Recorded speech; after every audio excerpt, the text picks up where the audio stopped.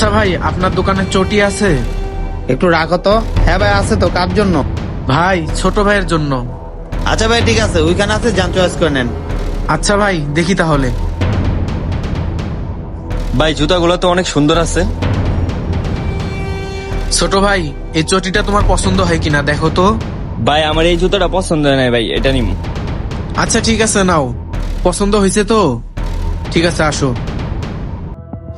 ভাই, এই যে ছোট ভাইয়ের এই চটিটা পছন্দ হয়েছে, এটার দাম কত ভাই? ভাইয়া এই জুতা তো ফিক্সড প্রাইস 280 টাকা। আচ্ছা ঠিক আছে ভাই, জুতাটা প্যাক করে দেন। আচ্ছা ভাইয়া ঠিক আছে, দিচ্ছি, একটু লাইনে থাকো তুমি।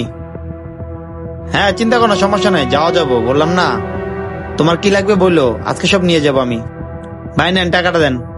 আচ্ছা ঠিক আছে ভাই, দিচ্ছি। যাই হোক, খরচা 300 টাকা আছে, বাইরে দিয়ে দিই। এই যে ভাই, এখানে 300 টাকা। আচ্ছা দাঁড়ান, 20 টাকা দিচ্ছি। হ্যাঁ হ্যাঁ, না না, আরে আমি বলছি না তোমাকে আমি নিয়ে যাবো। 20 টাকা দিচ্ছি ভাই, যান। আরে ভাইয়া। আচ্ছা ঠিক আছে, জি ভাই কিছু বলবেন? এই চুপ। ভাই ঠিক আছে ভাই, কোনো সমস্যা নেই। ভাই চলো জায়গা। দেখ ভাই, তুই কাজটা ঠিক করলি না। ভাই আজকে কাম হয়ে গেছে।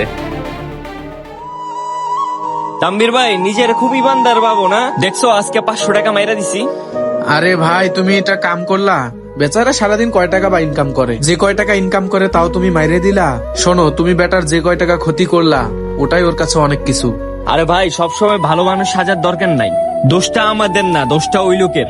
উনি কেন ব্যবসা রেখে ফোনে এত কথা বলতেছিল। ভাই আমাদের কোনো দোষ নাই গে, আর যেই টাকাটা পাইছি চল আমরা দুজনে খাই। আরে দাঁড়া, তুই এটা কি করতাছস?